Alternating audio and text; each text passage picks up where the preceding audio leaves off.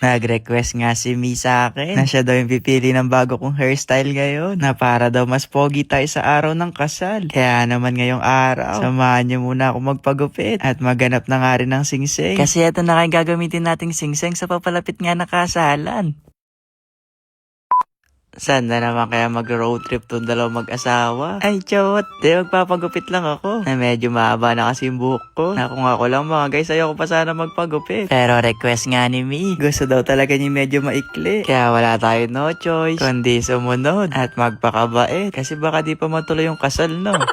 Kaya lang pinuntahan ko na si Director Jean na siya nga nang gugupit sa akin. Nasabi ko nga sa kanya, wait lang, kasama ko yung future ko.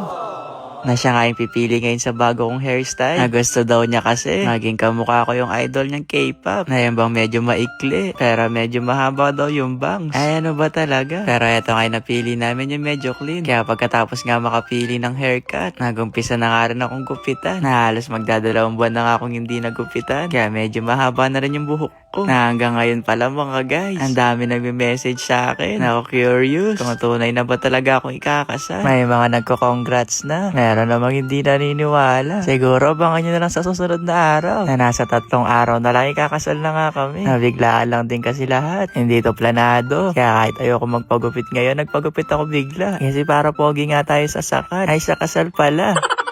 Na habang tumatagal nga kayo magkasama ni Mi, mas nakikilala ko nga siya na sobrang mainipin pala to sa personal. Wala pa akong 5 minutes ginugupitan dito mga guys, ay nasabi niya tagal ko daw. Chot! Pero mabilis na lang to. Kaya sabi ko kay Director Jean, fast forward niya na tong paggupit. Kaya makalipas ng ilang minutong paggupit mga guys. Eto na nga yung finish look ng nagupit sa akin. Ang saya nga ni Mi sa bago kong gupit. Kaya naman sabi ko, tara na. At na makabili na nga kami ng singsing. Napagpasok nga namin sa loob ng mall, nagtuturo na siya ng bulaklak dito. Nasabi ko sa kanya, wala sa budget yung bulaklak ngayon. Kaya ito na lang, sasayawan ko na lang siyang bulaklak para sa'yo.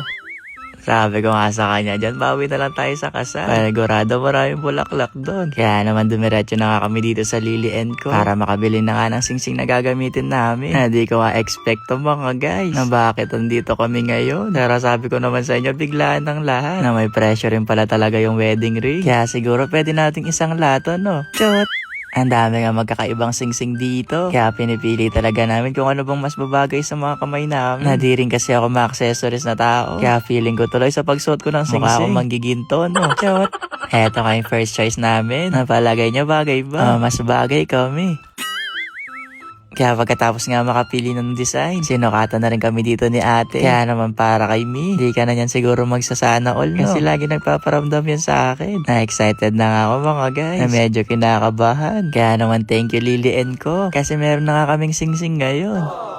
Nasa wedding ko na lang ipapakita yung napili namin. Ay, pinakita na pala dito ni Mi. Basta ipapakita na lang namin sa kasal yung pinaka-itsura nga ng singsing. Kaya naman pagkatapos makabili, kinita na namin lahat ng mga supplier. Na di na nga kami na-stress ni Mi. Kasi sila na nga lahat gumawa dito. Naisa sila sa dahilan kung bakit nga ba kami ikakasal ngayon. Na pinag-usapan nga namin dito yung magiging styling. Kung saan gaganapin yung kasal. Kung ano ba yung magiging expectation namin. Na sobrang ganda nga nung magiging kasalan na to. Na po, garden wedding nga yung magiging kasal. Pero di ko muna ipapakita sa inyo lahat kasi para ma-excite din kayo. Kaya naman thank you sa Portfolio Event Solutions kasi sila nga nakipag-coordinate dito sa wedding. Kaya naman thank you talaga. Nag-try na rin kami mag-fit dito. Pero eto mga guys, hindi pa dito yung final na susutin namin. Kumbaga fitting pa lang. Update ko na lang kayo sa mangyayari ha. Basta ayun lang. Bye-bye!